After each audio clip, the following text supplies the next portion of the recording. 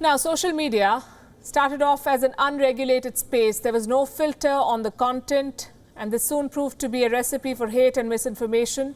On today's show, we told you about Mahathir Mohamad's hateful tweets, the former Prime Minister of Malaysia. He made a rallying call for violence to his 1.3 million followers on Twitter. At the heart of this episode is the issue of social media regulation. Who gets to filter online content? Who decides what is hate speech and what is not? Mahathir Mohamad's tweet last we checked had not been removed.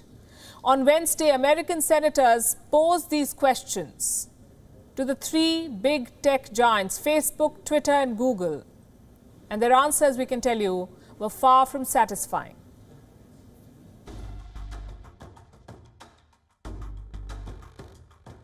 It was billed as a must-watch showdown. US senators versus big tech. A chance to hold Facebook, Google and Twitter accountable.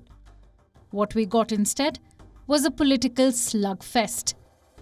The Q&A revolved around content moderation. Republicans accused big tech of anti-conservative bias. Democrats did not want to be there at all. They rejected the hearing as a sham. A Republican plan to discredit fact-checking on social media. In trying to score political points, both sides ended up giving a free pass to the three CEOs.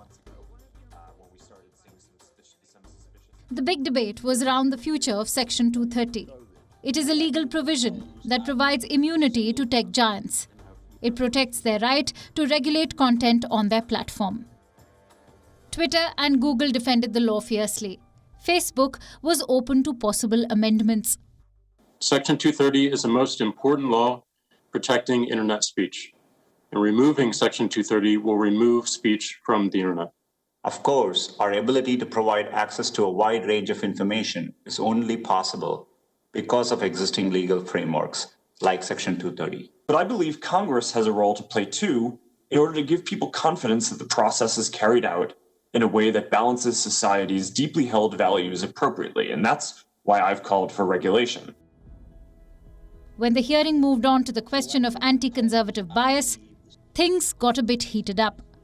Mr. Dorsey, who the hell elected you and put you in charge of what the media are allowed to report and what the American people are allowed to hear? And why do you persist in behaving as a Democratic super PAC, silencing views to the contrary of your political beliefs?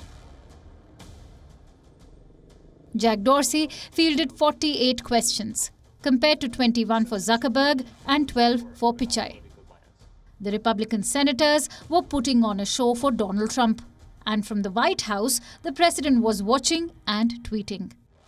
So 3.5 hours of questioning, and what did we learn? Tech giants are too big. Their control over political discourse must be reined in. Big tech has made enemies everywhere.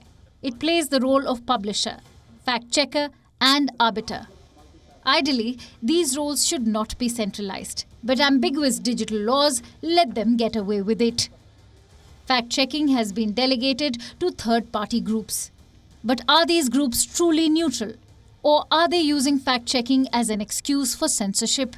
Can a private company be made the gatekeeper for social and political narratives? Countries are waking up to the threat this poses. The European Union is preparing a new digital rule book. India is also mulling regulations on social media content. Big tech is in the dock.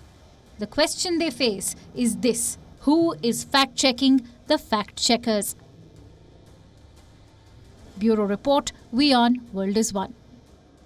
Thank you for watching Gravitas on WION's YouTube channel. If you want to stay up to date with what's happening around the world, then subscribe to our channel and don't forget to like and share.